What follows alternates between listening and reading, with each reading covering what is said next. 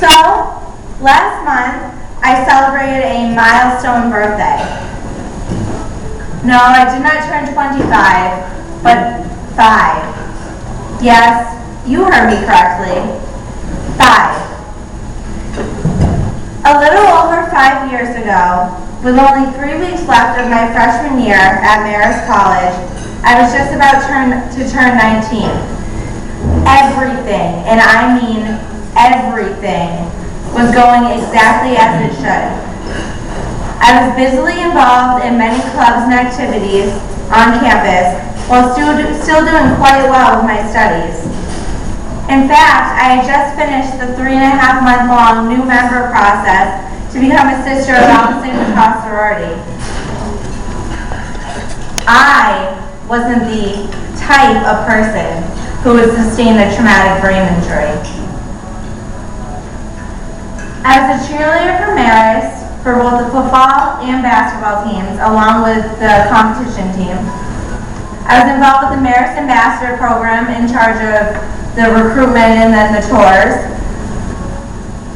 Alpha Sigma Tau sorority formal was April 17th, the night before the accident, and I can't remember any of it. I was not able to finish my freshman year of college. I was injured on April 18, 2010 at a cheerleading exhibition at the local mall right down the road from my school in Poughkeepsie, New York. The flyer on top of my stunt group bailed out of the stunt and fell down, striking me. As I was lying on the ground, crying in obvious pain, I was approached by my coach who told me to get back up and stop making such a scene. I did as my coach told me to and continued to perform. A short time later, I collapsed and did not regain consciousness. I was then rushed to the local hospital, and the neurosurgeon called my mom while she was on the way up to my school, 3.5-hour drive from my home in Hopedale, and said, "I'm going in to operate, but do not know if I'm going to be able to save her life. She also has a collapsed lung and a broken neck." 5 days later, I was rushed into emergency surgery because of too much swelling on my brain. The bone flap protecting the left side of my brain had to be removed and placed inside my abdomen so my body could essentially harvest it. We would end up calling this my skull baby.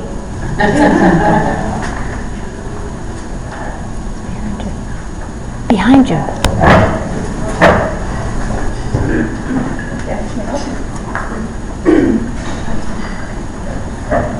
Enter helmet into my life. I spent a total of 4 weeks at St. Francis Hospital right across the street from my school, 2 weeks of which I was in a medically induced coma. I started responding to minimal commands the day after my 19th birthday on May 1st. I was moved to Spalding Rehab Hospital in Boston on May 18th, exactly 1 month after my injury. When we first arrived there, the head physiatrist called me with my parents and told them that I was so severely injured that at the very best, I would only ever be able to walk with a walker. I spent 11 weeks at Spalding, the last half of May and also the entire summer. I received therapies there, occupational therapy, which attempted to reteach me all the things you learn in kindergarten and preschool and kindergarten, such as tying your shoes, washing your face, just all the basic daily living tasks. Physical therapy, where the main focus was on balance, relearning how to stand up and sit back down into my wheelchair. And speech, where the main focus was on short-term memory, but also really focused on my planning and organizational skills. All these took the place of any activities I would do Monday through Friday. When I wasn't in therapies, there was nothing else I could really do.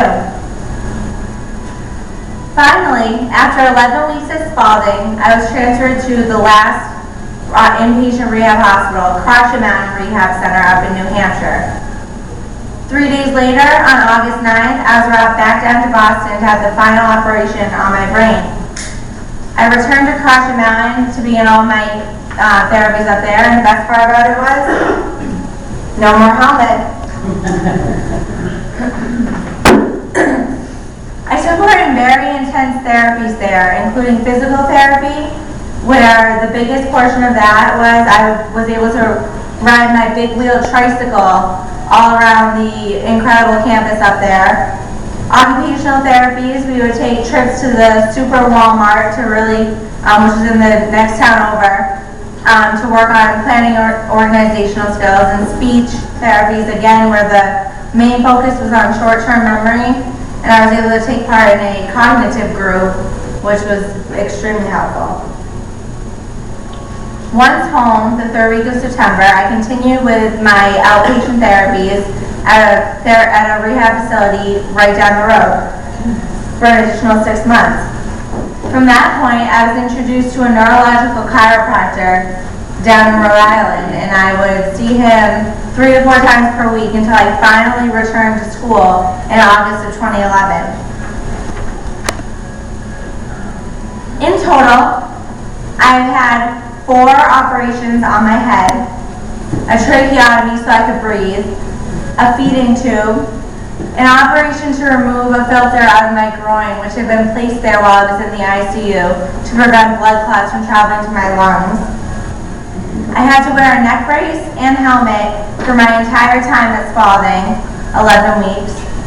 I've had 2 operations on my right eyeball to correct my double vision and what we refer to as my googly eyeball. Cognitively is where my injury affects me the most and the greatest still to this day. At the beginning, I could not remember what had happened, not even 5 minutes beforehand. Planning and organizational skills are still what I need to work on. Time management, prioritizing anything I need to or want to do, remembering what I have planned for the day, repetition of comments, conversations, phrases, and physically, I still have problems with ataxia, which is uncontrollable shaking on the right side of my body, and also travel over to my left hand as well. My walking gait, which of course is your arms and legs moving oppositely. Standing and walking stability.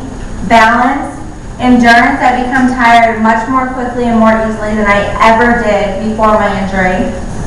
And weight gain, which is obviously the most trivial of all of my issues, but it's still a problem which frustrates and annoys me. There are so many underlying issues when it comes to recovering from a brain injury.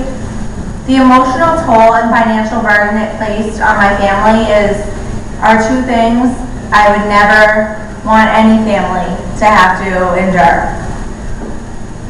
Brain injuries are often referred to as the silent injury. Someone may look totally normal and fine on the outside, but that is no indication of the daily struggles he or she is facing.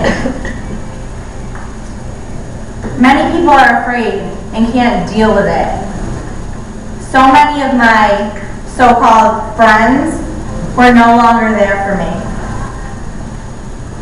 When I am speaking to students, this is my message of confidence I leave them with. In any situation you are put in, whether it is physical, emotional, or mental and cognitive, you have to face it with complete and total confidence in yourself and your ability to succeed and triumph. I never would have thought in my whole life that I would have to face such an emotionally and physically draining recovery or situation. I have spent the past 61 months fighting to regain control over my life, to return myself to the way I was before April 18, 2010, the day my entire life changed. I should not have had to relearn how to stand up or take a shower by myself, walk, keep my balance, or still to this day have to worry constantly about forgetting something. whether it is something crucial or just something trivial. I didn't have a choice of whether or not I would knowingly put myself in a situation where I could sustain a traumatic brain injury. But you do. You all should not be putting yourself in a situation such as drinking and driving, getting in the car with someone under the influence, driving or going out when the roads are in bad condition or when it is really dark out, talking or texting on your cell phones while you are driving, the use of drugs, fighting, and the list goes on and on and on. If you ever do not feel right during any sports function, whether it is a game, competition, or even just practice, speak up and say something. Be an advocate for yourself. Tell your coach you are not well enough to continue to participate. If your coach does not listen to what you're telling him or her, be persistent. Do not be hesitant or afraid of speaking up for yourself. Only you can be the judge of if you are well enough to continue participating. Likewise, if you see any of your fellow teammates get hurt, even if the injury appears to be minor, be an advocate for them. Your teammates are like your family. You would not want to see one of your siblings, cousins, parents, or any of your other family members hurt and suffer through an injury, especially if you saw them in pain and did not do or say anything to help. No one has the right to force you to do anything you do not want to do. Whether it is a social, academic, or sports-related issue, always remember to ask for help if you need it. Your family and your real friends will be there for you, no matter what. If you do not have any people any specific people you feel comfortable confiding in, there are always your guidance counselors, coaches, church or spiritual group, or anyone else you feel you can rely on. Appreciate and take care of what you have, because you do not want the saying, "You don't know what you've got till it's gone," to be true for you. You should not be in the ICU or at a rehab facility when you should be at your graduation. On May 24th, 2014, I was able to completely come full circle with this entire journey that has been my recovery and college career.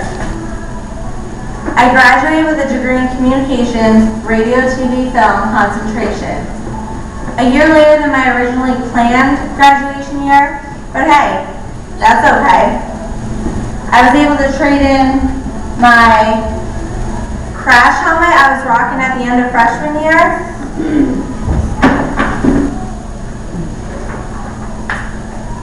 with my graduation cap.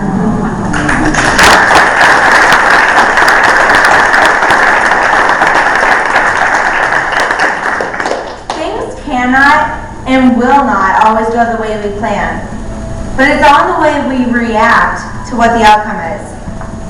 You all have that option, that decision to make. No amount of time in your life should be shortened or compromised as a result of a traumatic brain injury. A brain injury can occur anytime, any place, to anyone.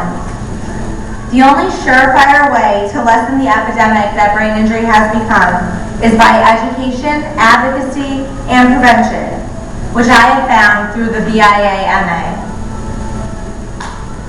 I cannot go back to April 18, 2010, the day my entire life was altered, and change or prevent what happened to me.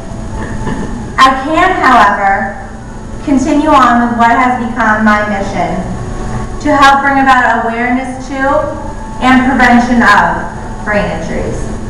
Thank you, ladies, so much.